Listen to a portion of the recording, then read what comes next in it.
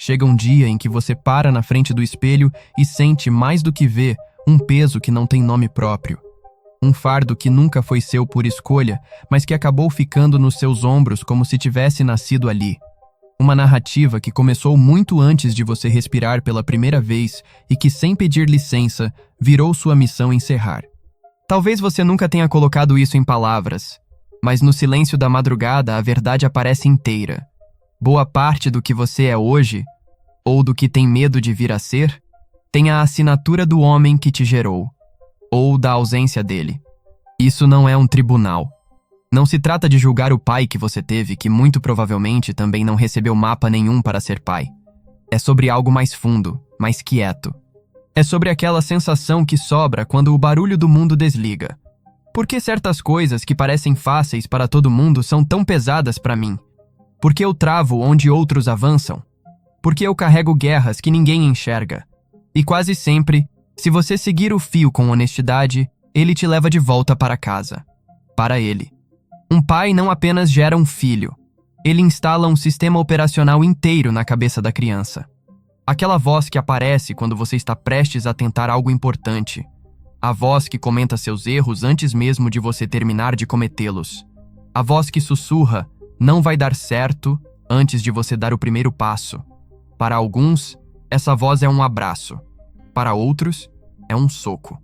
Para muitos de nós, ela é um eco distorcido do tom que ele usava. Ou da falta de tom quando o silêncio era a resposta. Talvez você já tenha se perguntado, envergonhado, por que desaba sob pressões que os outros encaram sorrindo. Por que a insegurança parece colada na sua pele? Por que você evita exatamente as coisas que poderiam te libertar? Não é defeito de fabricação. É programação antiga. Você aprendeu o mundo observando como ele reagia ao mundo. Se ele escondia sentimentos, você aprendeu que sentimentos são perigo. Se explodia, você aprendeu a pisar leve. Se nunca estava por perto, você aprendeu que não merece ocupar espaço. Se cobrava perfeição, você aprendeu que 99% ainda é fracasso. Se nunca se desculpou, você aprendeu que errar é crime imperdoável. Se fugia do desconforto, você transformou fuga em filosofia de vida. Se viveu pequeno, você recebeu o molde pronto. Nada disso o torna um monstro. Torna-o humano, cheio de buracos que ele próprio não soube tapar. Mas o efeito colateral é que você cresceu em alerta permanente, gastando energia para prever tempestades que talvez nem viessem. Seu cérebro se moldou para sobreviver a ele, não para viver por você. E sobrevivência, quando vira modo padrão, rouba espaço da vida inteira. O curioso e o cruel é que as armaduras que te salvaram na infância viram prisões na vida adulta. Você aprendeu a engolir palavras e hoje chama isso de ser ponderado. Aprendeu a duvidar de si e hoje chama de realismo. Aprendeu a não pedir ajuda e hoje chama de autossuficiência. Aprendeu a se fazer pequeno e hoje acha que é só personalidade. Só que nenhuma dessas escolhas foi realmente sua. Foram instaladas. Porque, no fundo, a forma como ele te tratou virou o espelho onde você aprendeu a se olhar.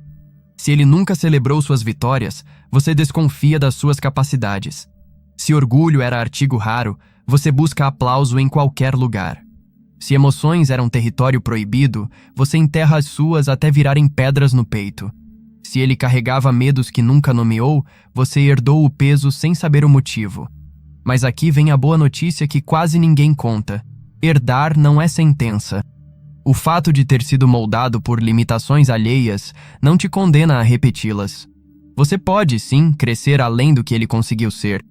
Pode aprender sozinho o que ele não soube te ensinar. Pode romper o ciclo exatamente onde ele parou. O primeiro passo é o mais doloroso. Enxergar o homem, não o mito. Ver que aquele gigante ou aquele vazio também era só uma pessoa cheia de medos, feridas e histórias que vieram antes dele. Entender isso não é perdoar tudo de olhos fechados. É parar de carregar a culpa de ser defeituoso. Quando a origem fica clara, você deixa de se odiar e começa a se compreender. E compreensão é o primeiro tijolo da liberdade. Aos poucos, uma força diferente começa a nascer. Não a força bruta que ele talvez admirasse, mas uma força mais quieta, mais verdadeira. A força de quem decide quem quer ser em vez de repetir quem ensinaram que devia ser. Você começa a perceber os automatismos, o encolher de ombros, o deixa quieto, o não mereço, o melhor não arriscar, e pela primeira vez questiona: isso é meu ou é eco? Esse questionamento é a maturidade chegando. Crescer de verdade não é só pagar conta e fingir que está tudo bem. É separar o que é seu do que te emprestaram. É descobrir que aquelas regras invisíveis não incomode, engula o choro, resolva sozinho. Nunca seja demais. Serviram para te manter vivo lá atrás, mas hoje só te mantém preso. Vai chegar um instante, quase imperceptível, em que você vai sentir o cansaço de viver uma vida que não escolheu, de sustentar uma versão de você que foi montada para não desagradar alguém que talvez nem esteja mais olhando. E nesse instante você vai poder se perguntar, talvez pela primeira vez sem culpa, quem eu seria se eu não tivesse tanto medo da desaprovação dele? Quem eu seria se eu me permitisse ocupar o espaço que sempre me neguei? A resposta não vem com fanfarra. Vem em pequenos atos diários quase ridículos de tão simples. Falar o que sente sem pedir desculpa antes, descansar sem se justificar, tentar algo e aceitar falhar, pedir ajuda sem achar que está falhando como homem, receber um elogio sem desviar o olhar, chorar se precisar, comemorar sem achar que é exagero. Cada vez que você faz isso, você instala uma linha nova de código no seu sistema operacional. Aos poucos, a voz antiga perde volume. E uma voz nova, sua voz de verdade, começa a ganhar espaço. Você não trai ninguém ao se tornar maior do que o molde que te deram. Você honra a própria existência. Cura o que ele não curou. Vive o que ele não viveu. Expande onde ele se contraiu. E um dia, olhando para trás, você vai entender que aquilo que você chamava de fraqueza era só o corpo avisando que estava na hora de crescer diferente. Você não precisa da permissão dele para começar. A permissão sempre esteve com você. A história não acabou onde ele parou. Ela continua exatamente onde você decidir dar o próximo passo.